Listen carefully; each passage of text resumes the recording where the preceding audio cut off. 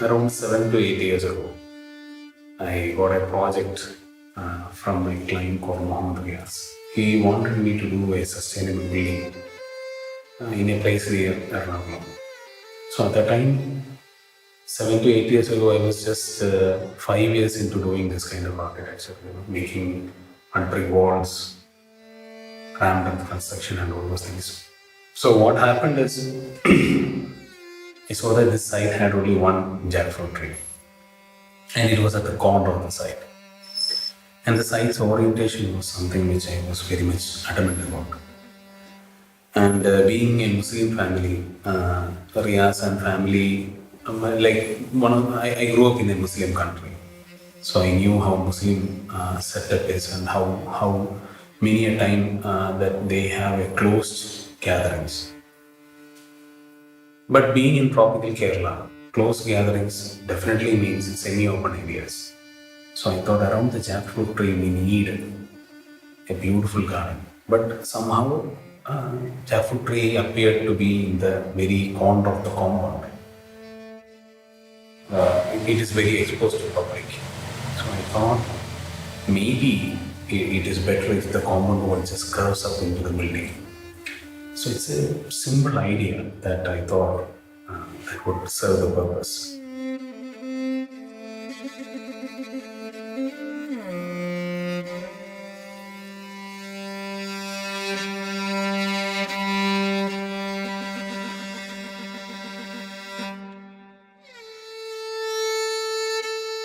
The straight walls we designed were rammed walls, and the curved walls I was very much into compressed stabilized air bricks.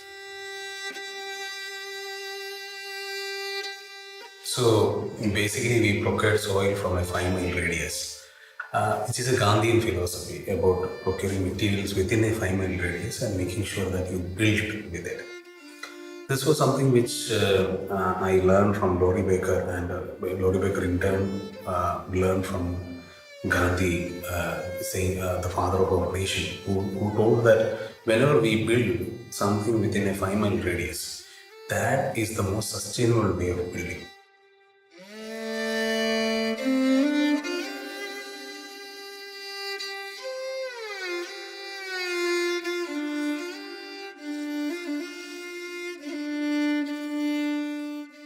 This is something which I felt is very true even to this day.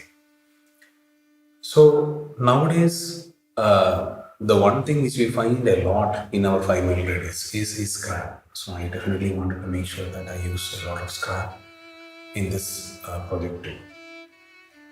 But one of the things that astounded me while I was doing this work was that I found that my material palette, which was rammed and CSB, suffered a lot of working stress, and they didn't come up to the finish that I really liked. Somehow, financially and a few other things, the project got delayed. And it took almost 4 or 5 years for us to reach to a completion stage. But my journey took me to a place where philosophically I found out that that perfect superficial finish is not exactly what defines architecture or what defines a space or what defines a mud block. I found that whatever my masons have done, even the errors are something to be celebrated.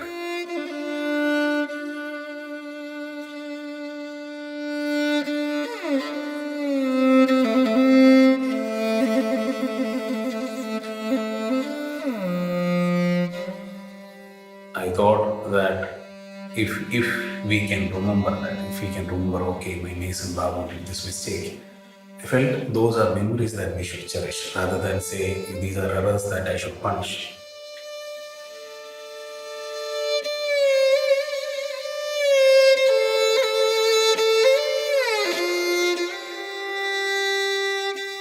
So definitely, uh, during the last stage of project, I thought that some of the areas where the blocks are chipped or where the 100th finish is not that great, I started liking it even more. I thought those were the things that really defined this me. Today, we are on a path where we see that every material has a life, as a birth, it has a life, and it has a degradation also. And that is something which I cherish a lot.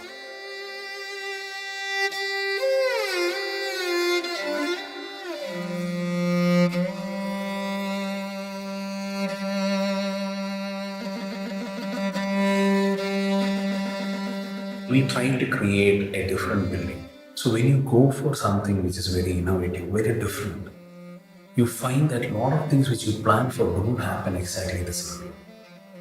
You find that sometimes, like the staircase. So the staircase was a very tricky one. So when we did the staircase, we found out that whatever we planned in 3D, whatever we did in Rhino, didn't exactly turn out to be the physical reality. We had to fight a lot, and we had to think on our feet. Now, thinking on your feet is something which is very not appreciated in architecture. It is frowned upon to not have a concrete idea of how to do things and come to a site. It is thought as a waste of labor, waste of this thing. But when you're going for something very innovative and new, you have to think on your feet. You have to be ready for errors at site. And how do you proceed? You can't just say something like, okay, that error happened, okay, we will again go back to our drawing sheets and start again fresh. You have to think on your feet then and there. So when we were doing the staircase, we thought, okay, we made a mess of the staircase. The threads are not equally aligned. The riser is not exactly what we wanted. But as I said, we grew to doing this project. And at this point of time, when I'm looking at it, the chaos in what we ordered is simply making it more beautiful.